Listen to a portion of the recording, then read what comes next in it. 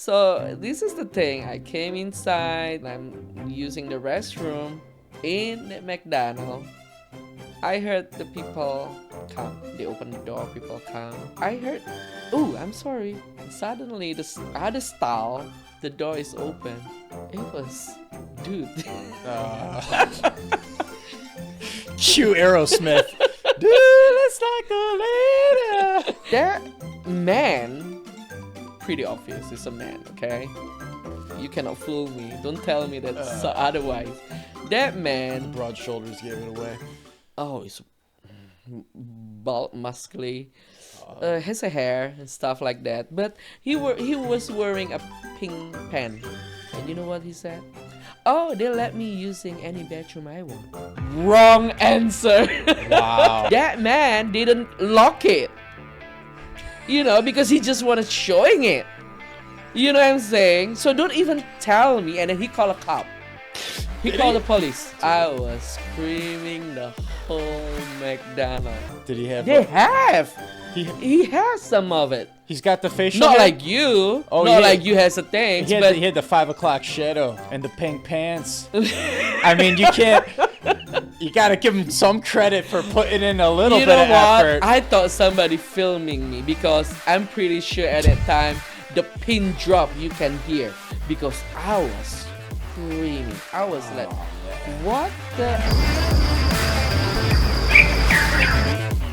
Welcome to the Rich Dawn, where eternal beatitude begins in this life. I'm Kyle Dean, and today I have with me Lucy Maria, Hi. a devout Catholic here in the Western New York region, an American immigrant of Indonesian descent,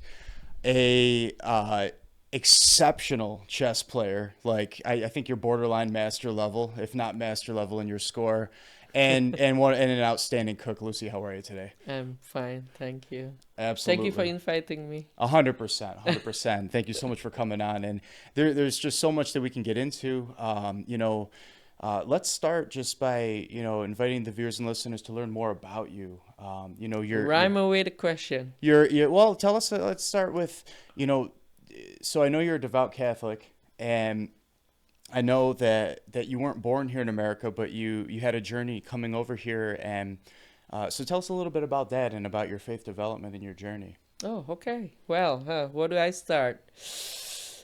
I moved here in 1998. I was playing chess the whole life, starting since 9, but becoming professional since I was 13, Wow. 14 years old.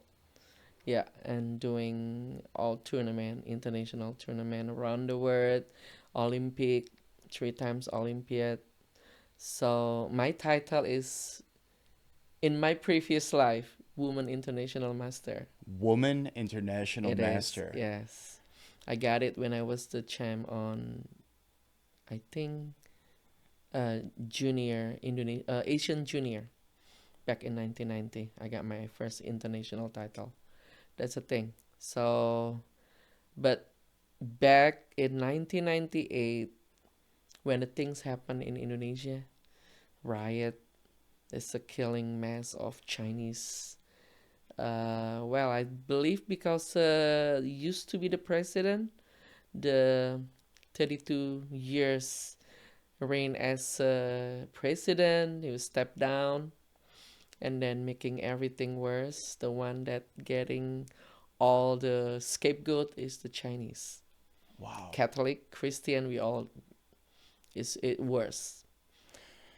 So I know Indonesia, I think it's about 90% Muslim, is that right? Yeah, 90% Muslim. And then is the other 10% like persecuted Christians, or is there another mix in there? We got like 5 religion there. Okay. We got Hindus, Buddhists, Catholic, Christian, Muslim, and then the believer that they believe in God, but Right. not particularly what religion. Okay, maybe like spiritual but not religious. Yeah. Okay. And in Indonesia, were you raised Catholic or Christian? Yes, or? I was raised Catholic. I was baptized when I was baby. Wow. All my whole family. No kidding. I got 2 sisters, all names Maria. Yes. My mom's called Maria too. We got long name, but everybody kind of like when it's so funny like okay, some phone call and saying, "Can I speak with Maria?" We're gonna say like, "Okay, who's Maria?" Because it's four Maria in here, That's like awesome. that. Yeah, yes, I was born Baptist and a Catholic. Because of my chess player, because I'm playing chess. Since I was kid, my mom was always telling me we gotta go to church, daily mass every day. Wow. I have to receive the Holy Communion every day. Otherwise, when I play chess in the tournament, I'm gonna lose. That's the thing, and I do believe in that. Absolutely. So starting junior school. Hey, no, it's way uh, earlier than that. I think when I was 13, started to do everyday daily mass and receiving communion. That's already like since the early. If it not, I'm gonna lose playing chess. Right. Right. Well, and for our viewers and listeners, anybody who may not currently be Catholic and hear that, I can sense someone maybe being like, could that be viewed as superstitious or this or that? And absolutely not. If you contextualize that properly, the sacraments are the instruments of us receiving the grace to inherit the eternal kingdom, right? They're the instruments of our True. salvation. So if you're going into that with the mindset that I offer up my life and my very actions, my behavior to you, Jesus, by receiving you, absolutely it could positively impact your chess playing. I believe at that time when I was in the early age at 13 years old, right? I don't know nothing. I mean, the deep thing about the uh, what is that? Holy Communion. Sure. But You mean you didn't know sacramental theology like a theologian at 13? I know, but not really deep like you. No, no. But the things like my mom tell, go to church, getting a Eucharist every day, it just kind of like giving me. My mom just say, if you don't receive it later when you play, you're gonna lose because Jesus don't bless you. So Wow. you have to come to see. So it's starting that early age. That's beautiful. Yeah, When properly harnessed, you're essentially teaching your children to turn to the Lord in all things. merely because in Asian, Indonesian, we get culture that we follow the orders. We do as we told. Not like in here, you have to go to school. No, I don't have to. You don't have to go to school. You don't have to go. No, over there it's like you go.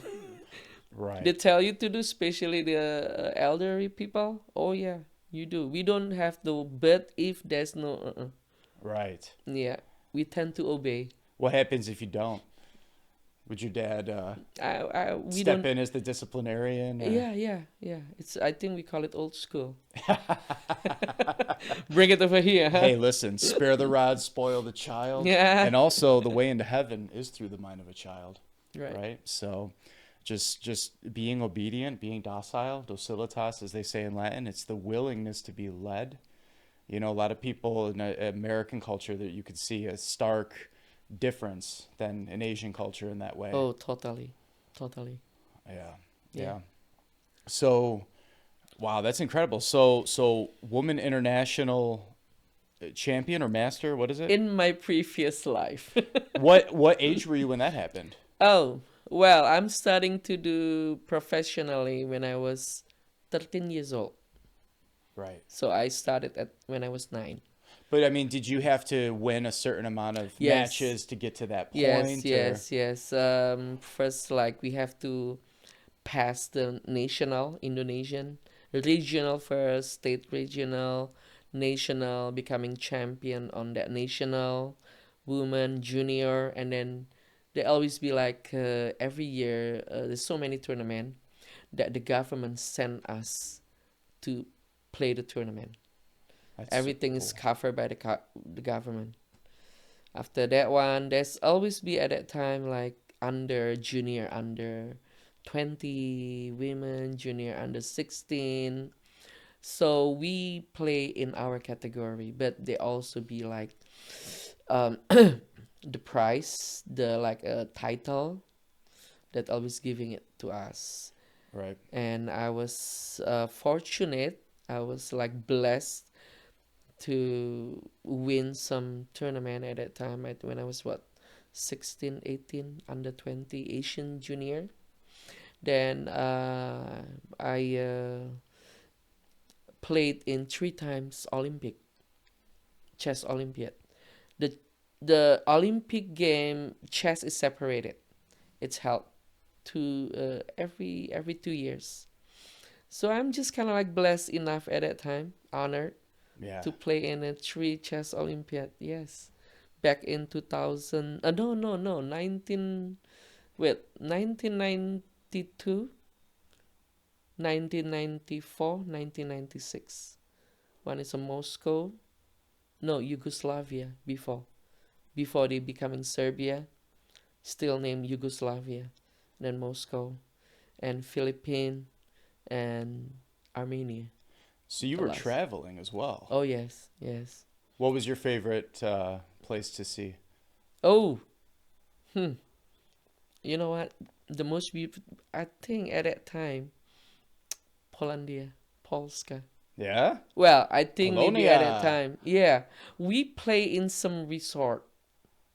Beautiful. Yeah. I don't know the name. Yeah, I don't know the name. It's just like so many. Eastern Europe, Romania. I get to see Transylvania, the Dracula, but from far away. Really? Yes, it is. We got picked up Yes. from our embassy and then we just like traveling, but I don't know why for some reason we don't get there. But it's just from far away. I guess because we do not want to. Wow. Dracula. Who wants to go there? Nobody. I mean, is that who picked you up? Dracula himself? No, it was like because you know, right? Dracula is over there. Oh yeah, And at absolutely. I times don't remember like the thinking, guy's oh name, but the no. actual guy who that legend comes Flat. from. It's the flat Dracula. It wasn't like Vlad the Impaler or something like that. Yeah, I believe yes. Yeah. Wow. So I guess yeah. No So kidding. There's only one glaring issue with what you're describing. uh, As an American, I find it kind of triggering that you identify as a woman because what is a woman? what is it? Is it a trick question? I mean, no. Wait, what does it mean to you to come here after being raised with such ethics, where it's like, listen, you do what you're told. You listen to authority, you listen to your elders, and then you're here, and the state of things is such that it's just so different than that. Okay. Would you say that? Well, the more I think about this, all joking aside, Okay. I would say, this idea of men coming into women's sports and all of that, I don't know how much it wouldn't impact as much a sport like chess Oh because come on. it's purely of the mind, and women can be as intelligent or more intelligent than men. It's not like it's Oh, a physical test or anything, right? saying about the sport. Okay, as if it's the brain sport because chess mostly we use the brain, right? Of course. Um, we don't have the category men's playing in a woman's, but since what is that early '80s, 1990, if you kind of like ever maybe ring the bell, there's a Polgar family, Polgars from Hungary, Judith Polgar.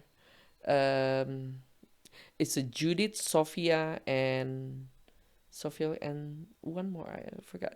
Sophie, one Judith, one Sophia, and the eldest sister. They played in a man teams. Really? Oh yes. They kicked butt, didn't they? Oh yes, yes. If you see what's the movie? Gambit. I haven't yet. Oh, I saw that movie. Really? We got so many grandmaster, woman grandmaster play into the men's team. So bring them on, right? Yeah, and then they're kicking butt. Come on, men. Let's. Judith play with the Kasparov at that time back in the 90s. Oh, Actually, I think we're mutual friends with a priest who's also very, very good at chess. yeah, And I know that one. he was telling me, I Yeah, think, I know yeah, that one. yeah, yeah. I play with him, I Because hasn't believe. he met a couple? Like, I think he met one of them. Yeah, we play. I think Yeah. he play in my house. Dennis know the scores. Oh my goodness. Yeah, shout out to our man Dennis G over at East West Theology and Cherubim Creations. Yeah, and also I've had Sir Michael Zahavich on this channel, Ah, the Rich yeah. Dawn, and we actually played chess Hmm. on the air. Responsibly, of course. Yes. Just like I'm going to responsibly put you in check. Got it. Okay, now that was the fourth opening principle. Oh, that's pretty jive of you, man. I was hoping to use my queen in some other capacity. It's probably the best I've ever done against you thus far. Well, let's see here. And so let's settle this once and for all between men and women. How many times has Michael beaten you? I'm sorry, Mike. Come on. You know what? I'll say it for you. 0. God bless you. But I've never beaten him. Mike, So I if that didn't makes you say feel that, any okay? better, I Mike. didn't say that. No. If it makes him feel any better, I no. Listen, I'm in the shadow of giants, and I'm quite frankly even unworthy to be here. But no, it's truly been an inspiration getting to know all of you that are very good in chess, and especially you, Lucy. I mean, you're exceptional. I mean, I know you're too humble to say it, so I'll say it for you. But and I think that's really inspirational, right? So you're in Indonesia. And what a blessing too that the government, invests in its people. If you have that gift, that's really cool. You got to see, Asia, Europe, the world. So what happened next? At what point did you end up in America? Oh, yeah. Well, it's just like that the things happen in 1998 and I happened to experience is the things that no one wanted to experience. But it's a slightly I can get away with that one. I can be like, Psst. I think at that time I was in Jakarta. If you kind of like Googling what's happened in riot 1998, that's, you know what, it's what you call that, get very close. I almost, you won't see me in here today. No way. Yeah, it's very close.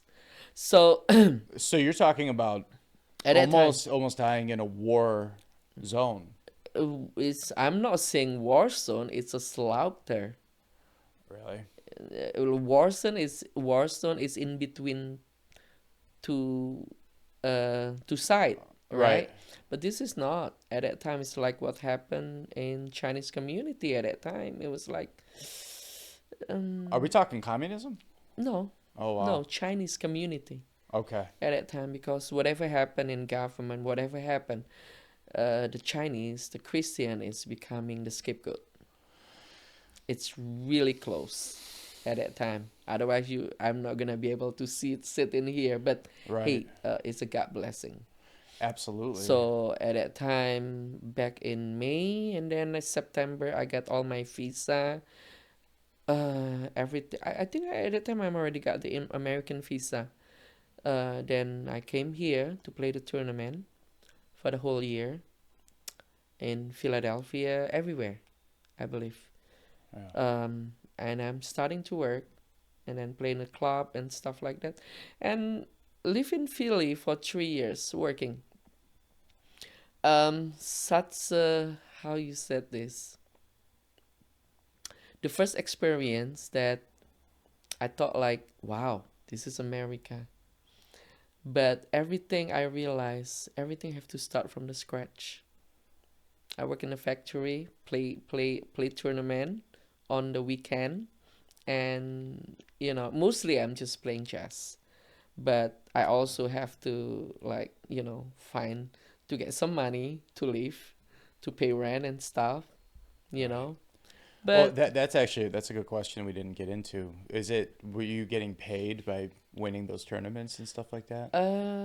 if you won, yeah, but I don't think I ever won. No, Oh, really? no. Okay. Yeah, it was Sure. really tough because I play in open category. Sounds like they don't do participation trophies over there. Oh no.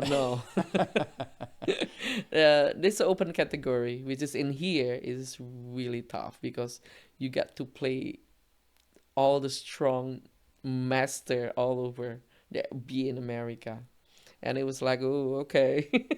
Wow. Yeah, but and then just like get to get busy with the work. Right. And beside, and then I started to do the food industry. I was starting to work in a restaurant at that time, and it's even difficult because the tournament is usually held on weekend. Oh, And that's also when the food industry is booming. oh yeah, my Yeah, boss gonna be like, no, weekend is a must. You have to work. So absolutely. it Friday, is. Thursdays, Fridays, Saturdays. Those are the big money making days. And then it's just like a shift, life shifting, from the fully chess into working. Right. Then I'm going into that food industry for so many years, 26 years. Wow. Yes, and I'm done. So professionally, but thanks be to God for those of us who are blessed to know you on a Yeah. personal level. Your culinary skills are second to none. I mean, Amen. No. yes, no, it's Amen. you. Let's just put it this way: she puts on a great party. So, well, I wanted to get into that with you, but I think you just answered it. So after 26 years in the food industry, that's where you learn that skill. Oh yeah, So just sweat, tears, and hard work. hard work, standing on the feet. Oh yeah. What is that? Put it this way. But hey, I think there's a cost to be success in America. I'm not saying like I'm success, no, but I came with nothing. Yes. I came with nothing. When I'm landing in New Jersey, 1998, I only have $500 in my pocket. Wow. No kidding. But after 26 years, it is what it is. Hard work. Absolutely. Standing, you know what? It's just really tough. Working in a Chinese restaurant, okay. I got all experience in Japanese. I used to be a sushi chef too. I'm managing too. Chinese restaurant. We have like the most busiest restaurant in East Buffalo. We feed Buffalo. First of all, I think my boss owned the things in Jefferson Broadway, and then they are all moved to Broadway Bailey. We are so busy. Because we are so busy, I'm in the front one, but not only like, even though I'm in the front, whenever they're busy, I have to be helping in the back too. Cooking rice, fried rice, anything. Because sometimes it's just too busy. So I get to know how to make stuff, making this, making that. I observe how to make dumpling, how to make what is that, General Sauce chicken. Yes. You know, Yes. yeah, that's the thing. And then I used to have experience in Thai restaurant as well, Thai food, Vietnamese food. So it's basically okay. I think if I want to eat that one, I can make it. Right. That's the thing. Right. I'm So tempted. where is the party? Well, I was gonna say I'm tempted to be like, hey, if anybody wants to connect and get some incredible cooking with Lucy, but you said you're done. You're retired. Oh, I'm retired with the food. No, no, no. You're done. You're sick of it. Well, I'm or- I'm still cooking, but Sure. to work with those things, no. What is just you're done with the fast paced hustle, or Getting old. aging 12 hours a beautifully. day, 6 days a week. Sometimes, if the people no call, no show, especially working in the sushi, I work at I think 9 months I work at the BWI airport, and I was working 3 years in PHL. I'm managing sushi over there. I think there's a Indonesian big boss. They open a sushi restaurant inside the airport. Okay. Oh, that is a hard work Yeah. because we have to be open before the first flight, and Which then is like what, 5 in the 4 in the morning. 4 in the morning. We have to be there by Wow. 3 o'clock. Oh yeah, it is. It is. What is that? And then we have Gotta to fire up the close. grill. I'll be the last person that leave the place, and then especially on the weekend, if I have to close by 10 o'clock, I get home by midnight. and I have to open again at 3 o'clock in the morning. I feel like there's labor laws about that. You need X Well, amount of space between your two shifts, you know? well, this is only like 2 days on the weekend. Right. It's just rough because we don't have anybody, Yes. you know. Yeah, I don't know how much we've ever gotten into this, but I was in the industry, the restaurant industry in my college years. The absolute best gig a poor college kid could ever want because But let me tell you, that is the best to get a work ethic. absolutely. And this is what I was going to say, it's also one of the biggest industries where people get involved in drugs or performance enhancing garbage. And I know obviously you're driven by your faith, so I don't anticipate that was an issue for you. But like, did you ever notice in the industry that was like a common theme, or Like, maybe in the Asian restaurant industry that's not as big of an issue? Or no, what is that? like doing drugs in order to keep up with the fast pace? Oh no, not No? at all. I just heard from you. Well, thanks No. be to God. No, that's probably more of an American culture thing. But there's trends on that unfortunately, because the burnout rate can be high, or like you said, it's so incredibly fast paced. I would do the dishing, I would do the busing shifts. Oh yeah, you We see would. this one. Oh yeah, and you work your way up. The line cook, the prep. You work your way up from prep to being a line cook to actually working Oh. the main Yeah, you told dishes, me. the entrees. You told me before, right? Yeah, and I empathize with what you're describing. I was not in it as long as you, not even a fraction as long. But Oh. like, S- it's it's an epidemic. Yeah, Some of these especially, guys, like- one of them actually, he didn't make it. It was he he took his own life, and because he was messed up on the drugs, and Oh, God rest his soul. I mean, I think about him often, and he was a good guy, in a lot of different ways, and we tried to help him, but he there was a couple of guys that they got kind of messed up in the Wow. restaurant industry. Yeah. wow. Well, for us, like, we want. If my brother told me you want the money, you gotta work. Absolutely. That's the Oh thing. yeah. Oh, that's You want the biblical. money, you gotta work. That's Don't the work, thing. don't eat. Unless, Right. Obviously with social justice and everything, unless somebody's got like a legitimate, challenge or whatever. But Like I said, this is the thing, Kyle. When I see about America, you know what? This is the unbelievable opportunity land. So many people around the world want to come here yes. to work. So many, but they don't bless enough to have the opportunity. Okay, if comparison, just very simple comparison. How is the work life in Indonesia or work life in America? In Indonesia, you have to have a skill, title, okay, the diploma to land into good decent job. If you don't have any all of those things, Really? yeah, you're not gonna able to make your ends meet, right? And then also from the age, when you are 35 years old, done, you're not gonna get a job because so many competitor.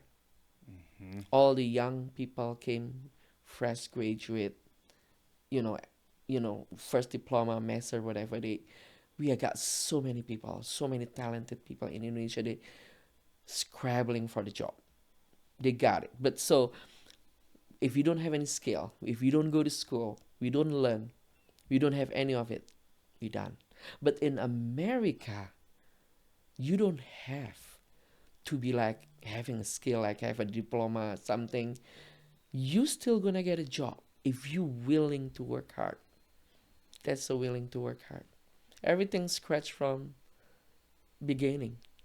My boss, the big boss, before they have whatever they have right now, like I don't know, tons of money. Before they do what? Scraping the floor. Scraping Absolutely. everything. Work your way up. Delivery, it is. And I think that's a universal in terms of ethic. You think of Dale Carnegie's famous How to Win Friends and Influence People. It's like even if you've made your way all the way to the C-suite, you should know the names of the maintenance people, and you should show them dignity and respect, as if they were on the C level. If you can foment a culture like that, no matter where you work, you're gonna do better. So, I'm just saying, it's like when I see there's like homeless people in America, I'm sorry, like homeless people with unfortunate in America, what I'm seeing, like, how come? How come in Indonesia people do got a lot of in Asian they got a lot of people homeless and stuff because they wanted to work but there is no job. In here there's job everywhere. If the people becoming homeless because they do not want to work, Right. it is. So among us usually when we say, well, they do not want to work, let us work because we get value of those things. We understand completely that if you don't work, you're not gonna live. Do you think that it was because of your blessing of your chess skills that you were able to get over here when you got the visa going, or was it independent of that? No, I always go to America. I go to travel all the time. I mean, for me at that time, if I wanted to go somewhere, even in America, um, I'll be okay. I mean, at that time, yes, yes, yes. I'm sorry, I got your things now. Chess, Right. yes. Other than that, it's the people with with a lot of money, who gonna able to go abroad. So that in a way helped your ability to realize the American dream. What does the American dream mean to you? The American dream, wow. For me, my American dream is I'm already kind of like walking into it. I work and able to go every day to go getting my Holy Communion, go to daily mass, and then after that, if I do not want to work and stuff, I go to vacation. That is my American dream. That's Amen. it. So it's actually it's making good on the opportunity that's available to you, and maybe being appreciative of it. Oh yes, I appreciate. You know what? I appreciate very much. For the people who can see it, they came from another country. They get to be here. Oh, that's the best blessing. Because they know how difficult to be in another country trying to make a living. I mean, it is. Right. So, I mean, now I'm kind of like changing the topic, yeah? Sure. So if the people I heard on TV, on social media, that, oh, I don't like America, I hate America, I'm gonna, oh yeah, please be my guest. I was gonna go there next anyway. Let's go. No, I mean, I'm telling you, let me tell you this, okay? American, be thankful because you are in here. Like I said before, unbelievable opportunity. When you're working hard, you got what you want, you know. But if you do not want, you just want to be out of the country, oh, so be it. In another country, let's say, for example, healthcare, Okay. right? People get Medicare, people get insurance, even though, well, family insurance, you don't have to pay, you pay your co-payment because you're low income, right? But somebody cover you, government cover it. If you're sick, you don't need to worry. Taxpayers. Taxpayers. In Indonesia, I'm giving you the example. If you're sick, you don't have the credit card to slash first for the room because, of course, you have to pay your own room and it's not cheap. If you don't have the credit card to slash a chunk of money, putting it in the table, they're gonna let you in a hall. That's nobody gonna help. So for them to say that they don't like America, wanted to be in bye bye America, oh, be my guest. They'll be back within, I don't know, day 2, 3. They'll come Have back you here. seen, obviously this is, in the wake of this momentous 2024 election that we're having this conversation. And, and by the way, go Bills. We're in red, white, Go and blue Bills, okay. for the Bills, actually. But hey, we're also pro-America, Oh yeah. obviously. And I've seen that there's this massive uptick of people researching how to leave this country because they're like, I don't know. It's sad. I just want to say I'm staying, okay? Yeah, hey, listen. As long as her cooking is available, I'm here too. So, But you see that because I was just saying those people is feeling privilege. no question. Oh, yeah. So, listen, I didn't mean it as a gotcha earlier. Let me ask it a different way now that Okay. we've broached this topic. How many like Indonesians or people in different countries in Asia where there's this incredible competition to be able to make ends meet are worrying about like, turning their hair blue and purple and having these like life-altering surgeries? Is that super commonplace or The one in where? in like yeah. In these countries where you have to work extremely hard just to be able to get your job and whatever, are they busy focused on like identity based stuff like this stuff? No, Indonesia just busy working on work. What do you mean? That's my point. So you're saying you didn't have to compete with like it's Oh, what is that, men? it's so sad. Oh, It's so sad. No, like men that identify as women. oh, come on. Yeah, come on. It's just like we don't even actually. I just don't understand how it is becoming. How we are in the level of that one. It's supposed to be like. It's a common sense.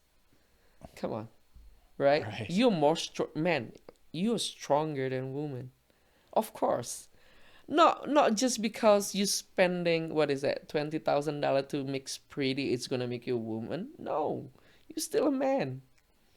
I Well, mean, that's a no-no, especially in a physics sport.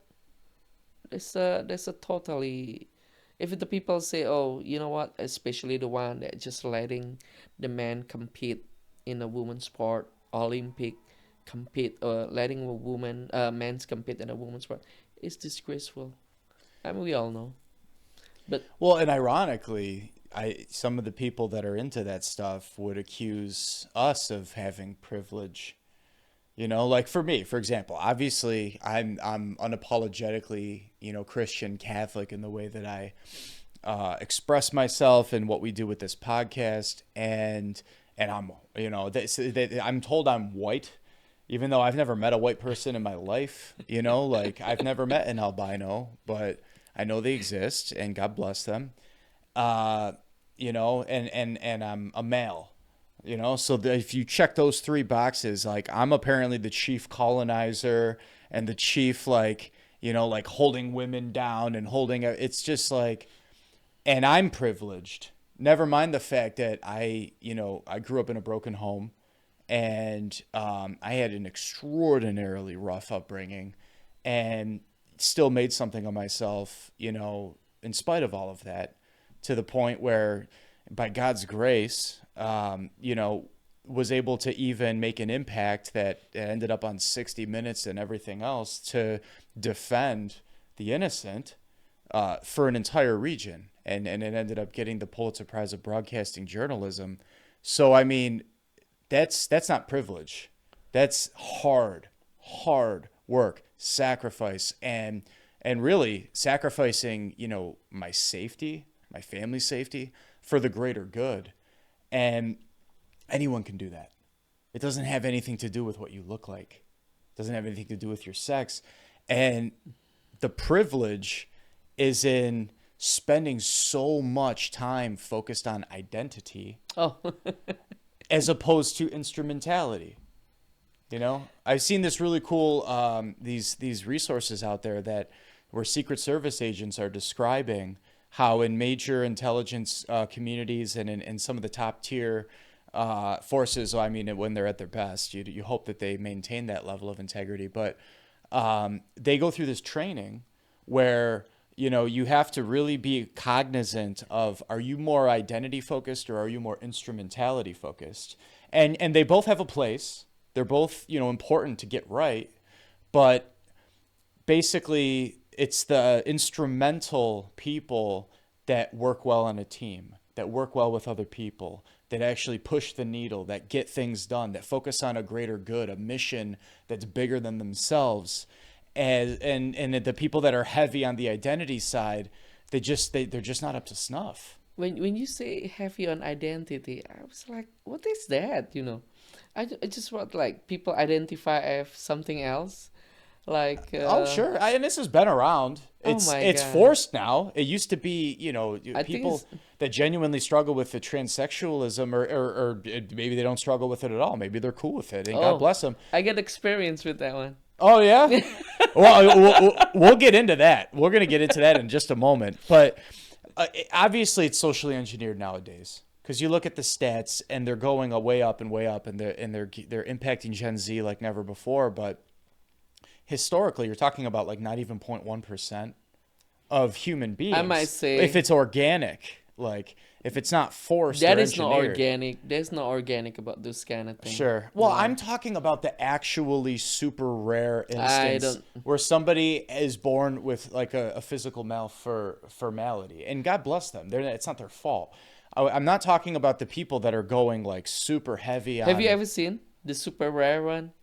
I mean, if I did, I probably wouldn't want to talk about it. Well, put it this way: never people in, don't born never that in way. person. Oh, I mean, this stuff. I mean, yeah, obviously, science in a science class or something, they cover this yeah, stuff. yeah, but okay, maybe. yeah, you know what I mean. Once in a million, probably. Well, that's my point. yes. Versus, like, because I remember in high school, someone identified as a wolf. And everyone was just like, you see the way you just reacted? That's what people did. And he was kind of a cool guy other than that. Like, and it's like, you're just like, oh, okay, he's going on about that again. And you let him scratch that itch or whatever that is. And then you get back to, okay, now we got to focus on math class or whatever it is that we have a commonality because we're going to school together. But that was it. You might laugh. You might, I was never, I got picked on before I became a big guy. Mm-hmm. And so I've never been a bully type of a person. I think it's messed up. You don't hold people down. You talk nasty about them behind their back. Like, you might have like a powwow with someone like, dude, are you seeing what I'm seeing? Like, I don't even know what to do about this, dude. Like, but it's not like a making fun thing. And then when you're with them, you just move on. But this idea of like having to affirm someone's fantasy delusion, what's exactly. clinically understood in the Diagnostic Statistic Manual of Mental Illnesses, it's always been understood as something that's aberrant. One word, not- demonic. It's a Well, demonic. You know what? I was only speaking purely on the psychological level, but that's a whole nother realm. I mean, for me, those kind of thing, it's what you call it? I do not want to say BS, but it's just demonic. It's just a thing. Well, I mean, of course, there's something to that as well. As my viewers and listeners now well know, I've been an authorized deliverance minister for almost a decade now. And yeah, I mean, in our craft, we are acutely aware of the fact. You look at like Baphomet, right, which is just an egregious demon, and his whole like the imagery behind that is this transsexualism, right? Because what the demonic hierarchy does is they invert God's creation because they're not interesting. They're not creative. So they just kind of do these knockoffs of what already is. And they like to invert things because they hate us and they want to destroy our souls. Yeah. So there's also an aspect there as well. Yeah. It's just only in America. Well, I wish that was the case. It seems I to think be that is the case. No, have you seen what some of these global entities are doing? It's I saw that. It's the actual colonialism, like not some regular dude like me, like just an individual. It's these coalitions of 21st century colonizers that are packaging these ideologies and they're trying to shove it down these different countries' throats, and you don't get access to funding unless you go along with. That's the thing. Yeah, so it's not just that's the America. thing. I mean, people want to do whatever they want, okay? Whatever they want, I'm okay with that. But just kind of like telling me to acknowledge them, trying to push it into like I was having something when you say about identity, that woman's becoming man, Hmm. man becoming woman. I mean, in that closed door, they can be whatever they want. They want to do whatever. Sure. I'm cool with that. I didn't see it.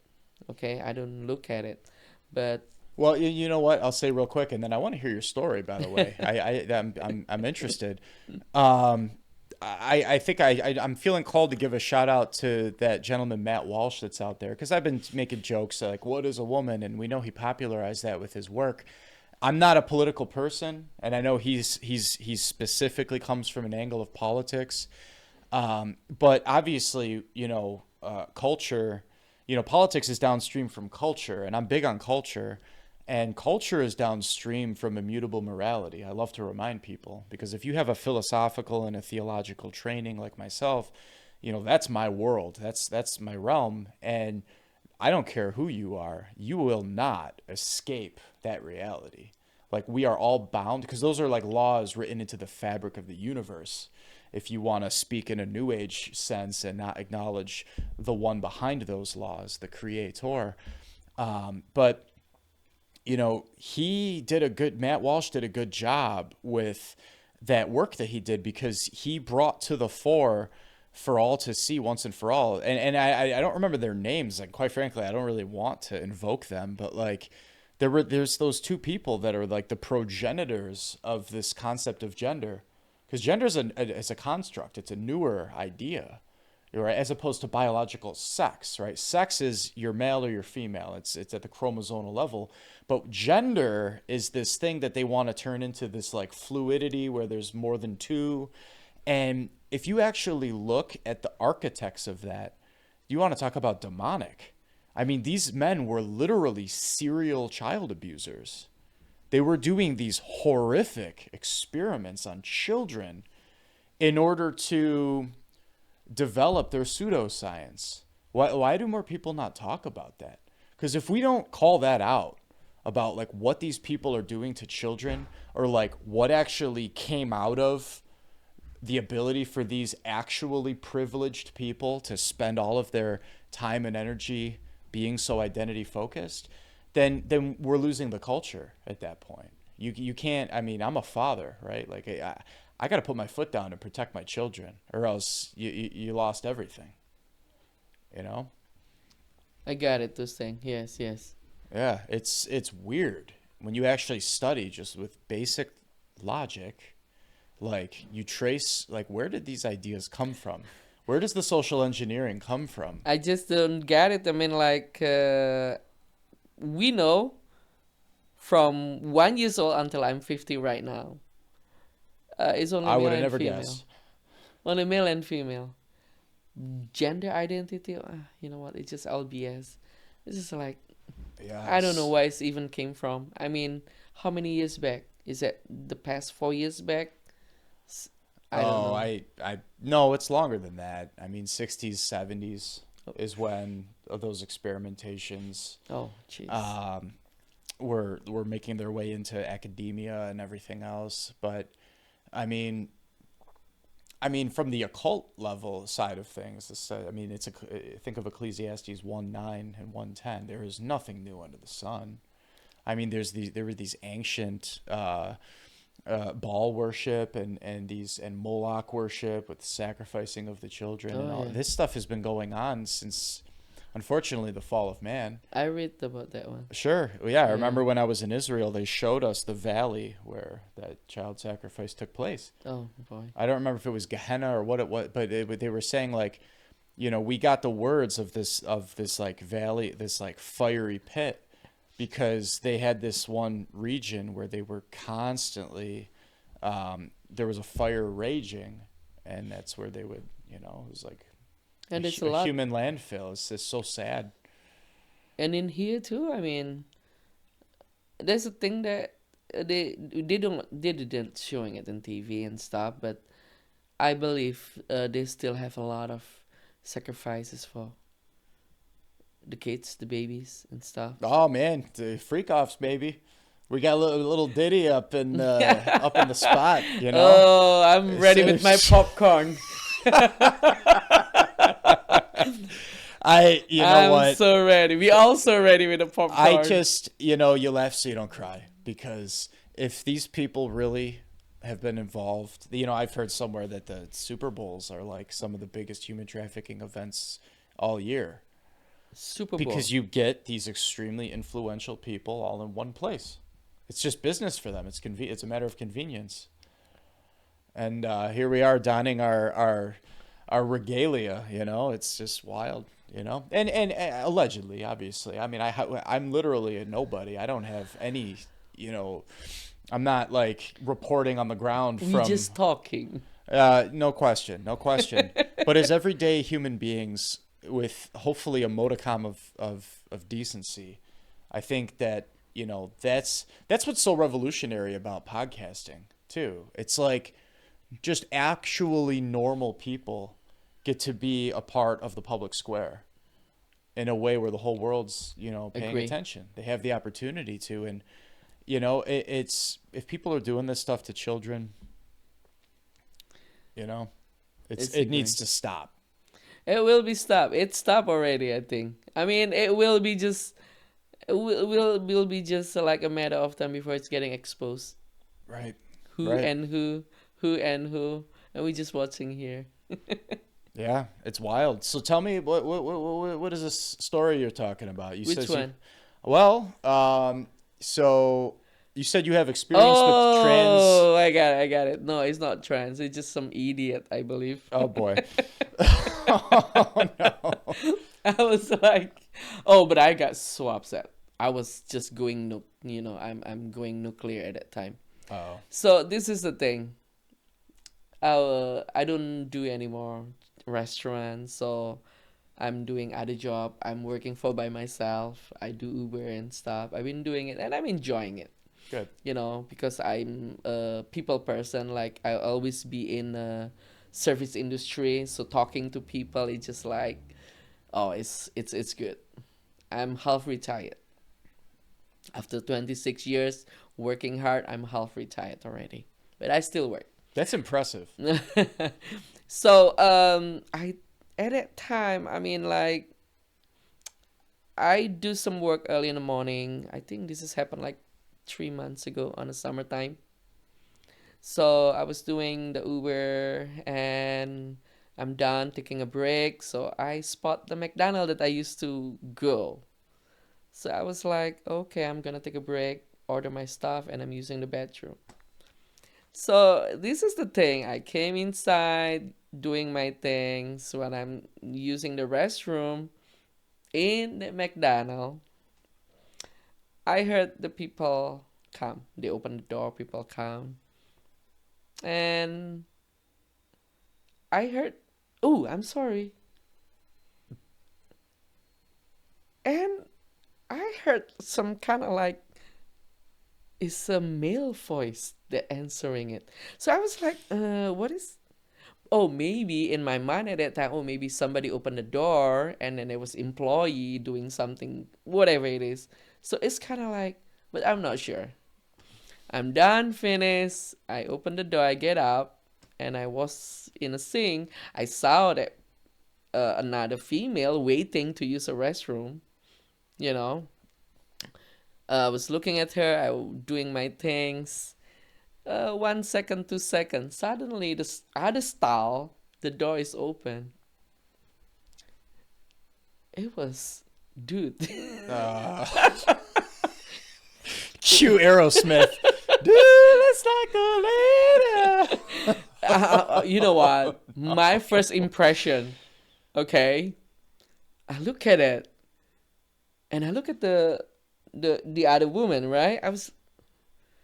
That man, pretty obvious, is a man, okay? You cannot fool me. Don't tell me that otherwise. That man, Broad shoulders gave it away. oh, it's bald, muscly, has a hair and stuff like that. But he was wearing a pink pen. Okay, so I was like, in some second, I was like, the clock is stopped.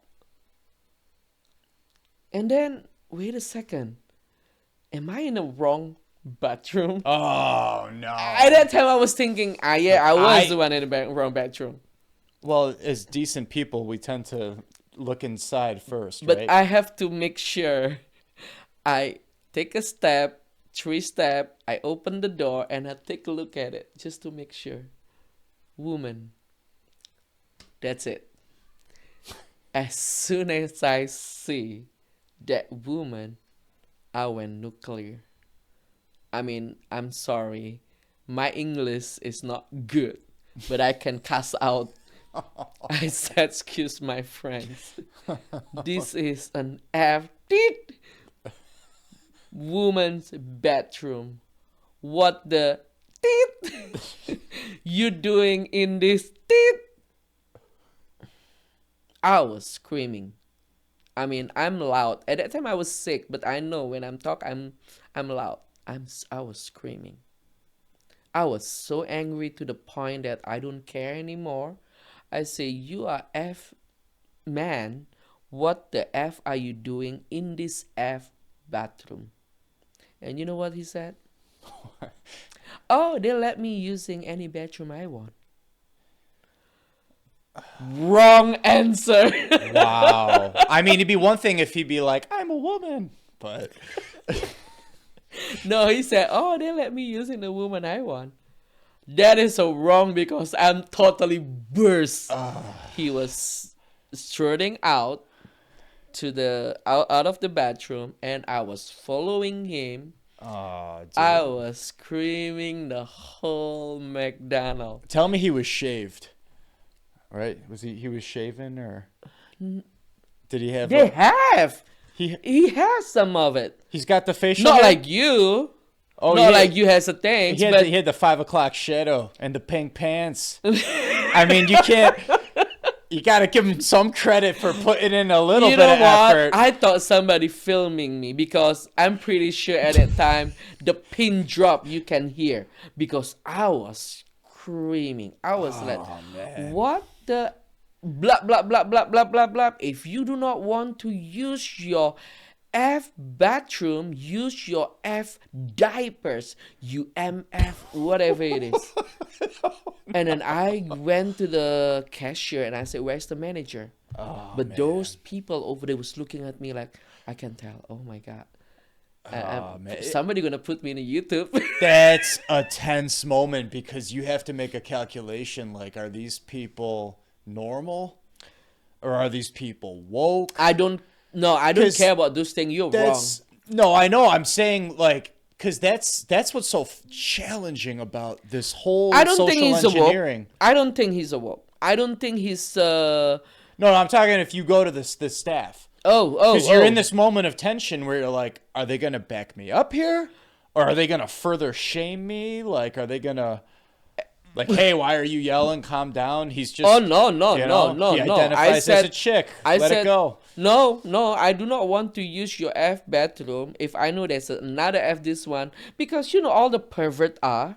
And then when I starting to remember, when I heard the moment, oh, I'm sorry, means what? That lady opened the door. That whoever that pervert over there, he didn't lock it because he knows somebody gonna come and look at it, and then he's showing it. There's all the pervert are. That's the thing, the sickness, the evil things. Otherwise, I'm not gonna hear, oh, I'm sorry. What you mean with the I'm sorry? That lady opened it up. That man didn't lock it. You know, because he just wanted showing it. You know what I'm saying? So don't even tell me. And then he called a cop. He called the police. Did he? I said, call the F cop. Oh, Lucy. I'm telling you, Maria. Kyle, the ranting the whole 15 minutes. I'm sorry. I'm laughing so I don't. And you know what? After that, I went on confession because I'm ranting so much F. Good for you. Well, you know, F-bombs are a venial sin, and we do want to avoid them. You know, swearing as demons of the air attached. Oh my God. Don't lose the merit. Don't lose the merit, just people. like- But man, oh man, there's something instinctual in you that came out there because And, you know, I think St. Thomas and others might call it righteous anger because there's something disordered going on. He's doing violence. I'm pretty sure. I don't think he ever come to the McDonald's again. Because you know when he call a cop, right? Because he experienced the wrath. I of just Lucy. wanted my voice heard. Right. All this time, I just see people respond. It's just you. Why you go there? Why you this one? Why you that one? You're not supposed to. You know. And then they're more because you're talking nicely. The one that I do when I say at that time, I'm just going boom, boom, boom, boom, boom, boom, boom. You know what? You're not supposed to be in here. You F man. You and I'm not saying in a soft tone. I was screaming. What are they gonna do? They're gonna say that they're man, they're woman. What that person gonna do? See, he's saying that he's a woman. You're F man. I mean, the lack of shaving doesn't help his case. And then he left because he just. I think I heard the cop saying like, "Oh, you better go" or something. The moment he stand up and he walk into the door, I said, "I know he's going to Tim Horton across the street." Are you gonna do the F something again in Tim Horton? Well, the least you could have done is let him finish clinching it out, you know? He had to...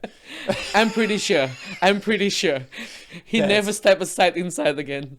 Oh, my God. So, did the cops ever end up showing up, No. or did he not? No. He didn't call. Oh, my goodness. No. Because it's like, what do they But- do, you know? But I might be in trouble if I might be in trouble. Whatever. Disturbing the peace, maybe, you know? Being Oh, loud. I'm gonna get arrested. Being loud in front of other patrons. But no, that's good for you. And God bless you for being, you know, a strong-willed woman. You know, like you're so sweet and kind and you have so many skills and talents. But I'll tell you what, you don't want to mess with Lucy. Lucy ain't no joke. No. You know, it's... I mean, I'm not going to lie. For purely selfish reasons, I would have loved to be a fly on a wall that day. But, you know, it is what it is. But it's fun And though. Make my adrenaline ups. I'm getting healthy again. you know what? I wonder if the Ronald McDonald House, you know, maybe they have your back on this. Oh You know? my They're god. there. They're in it for children, right? I mean, don't they care? Oh my god. They just had, what's his name? Sir Donaldo. I think he was an employee there for a little bit. Mr. Trump. Oh, So- I love that. He's a king of troll. I love it. He is I a love troll that, you master. know. This, however, whatever you think, one way or the other. And again, I out of respect for my viewers and listener base that I've built up, I'm not going to get into anything political, but this is definitely a culturally significant thing. So we're here in Western New York in 2024, and you don't know what's going to happen if you're a woman walking into a bathroom. No, it's the point is like, I think sometimes, at least for me, you know, you hear some of this stuff and you're like, okay, maybe this is like just another day ending in day in Hollywood. Maybe this is just another day ending in day in some super liberal area. But like, and I mean, like not like classical liberal. I mean, Trump's a classical liberal. Let's be honest. He's always been a Democrat. It just baffles my mind that some people don't understand that. But like, then there's like the far, far left, just like there's the far right, like these extremes. And there are people that are trying to make the extreme like it's normal. And like it says in scripture, call evil good and call good evil. That's there will the come thing. a time when it's like that, and we're here. It is already in here. It's already in here. In a lot of ways, and Western New York is no different.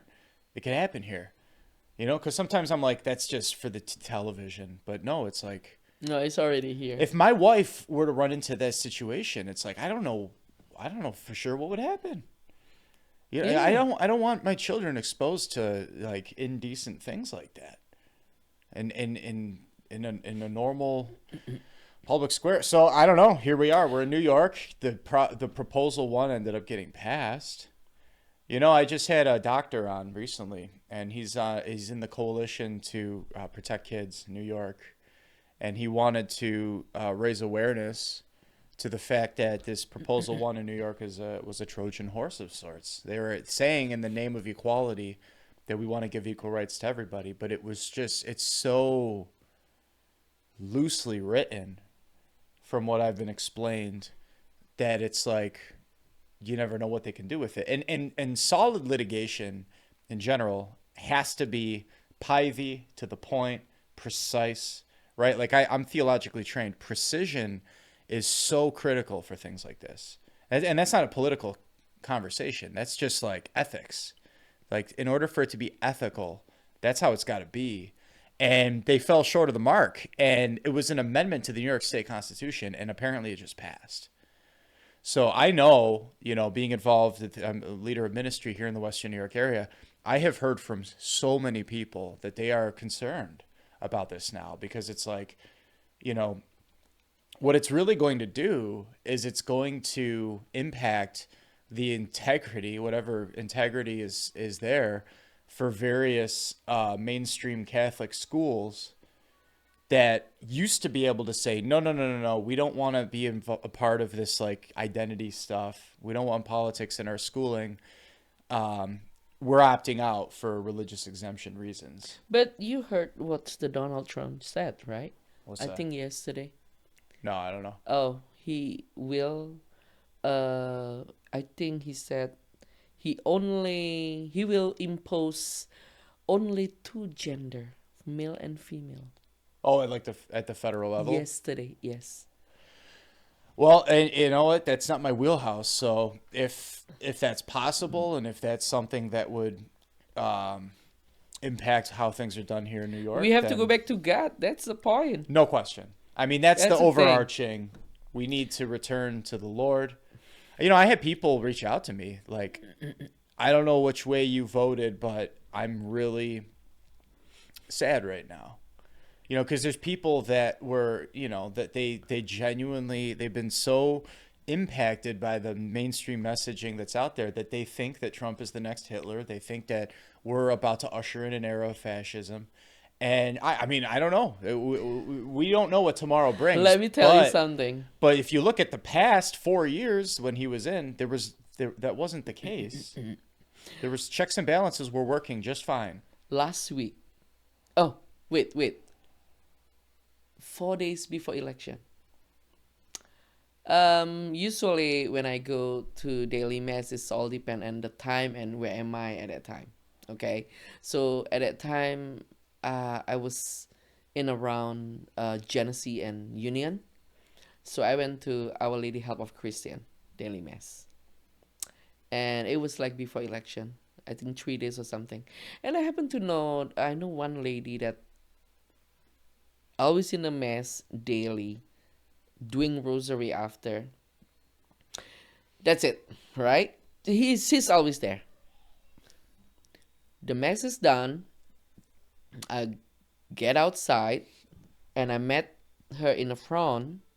So she's like to talk, making a conversation.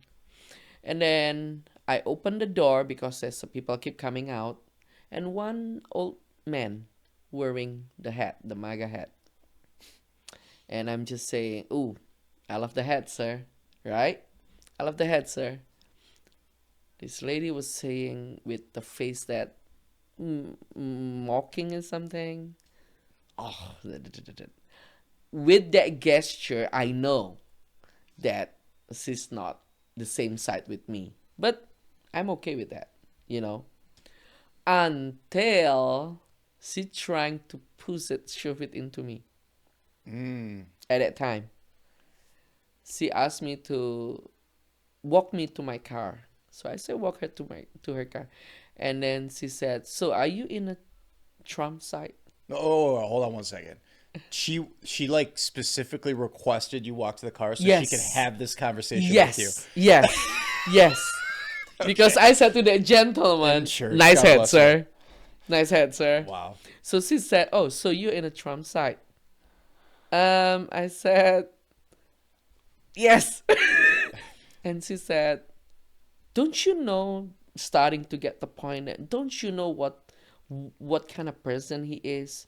Don't you know what candidate he is? That. And I said like this, I was kind of like surprised actually at that time, because to see her in the past year, that she always go into the daily mass and then doing the rosary after, and then she was judging people like that, and then she said that pretty sure she's in the other side, right?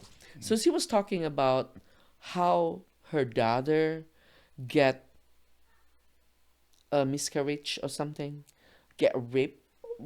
I don't believe in that. Like, oh, how about like, no, I don't think so. I think she just making it up to make the story that, oh, unacceptable to murder the baby. Because how about the people that getting raped and sometimes God bless my daughter, blah blah blah blah blah, and she start to be acting like she's crying, and after that fishes and stuff. I was like, I'm just listening the whole time. Sure. And after that, I was saying like this. I saw the sticker in the back of the car, proud Christian, Catholic. And I said like this, you know, when you got that sticker like that, you cannot be pro-abortion. Well, this is the different blah blah blah. You know how fishes are, how that man is so racist, blah blah. Why is he come back into that matter again? And I said lastly I said like this. You know you cannot be Catholic and you vote for Democrat. You cannot be Catholic but you pro-abortion. What's the point for you to come daily mass? What's the point for you to do the rosary if you supporting that abortionist? And I said, do you know that the other president, the president right now at that time, because it's still not election yet, do you know that the current president is, it's big on abortion? Don't you know that? Right. Do you know what happened with them? And then you said yourself Catholic. I definitely said that. I said that because she was attacking me by saying, "Oh, what are you? Are you from Indonesia? So what are you? What are you working?" So she's starting to saying, like, what is that? You call it putting me down. Right. I got the feeling of it Oh, sure. all the whole time. Well, I I'm mean, just just listening. from the idea of needing to go have a conversation with a stranger because of an interaction that wasn't even her business Yeah. says a lot. But you just touched on something, Lucy. I did, because we're here now. I have to say this. This is actually one of the reasons why I've never been a political person. What you just said, and I have to say this because I hear you. I hear you, and I empathize with everything you just said.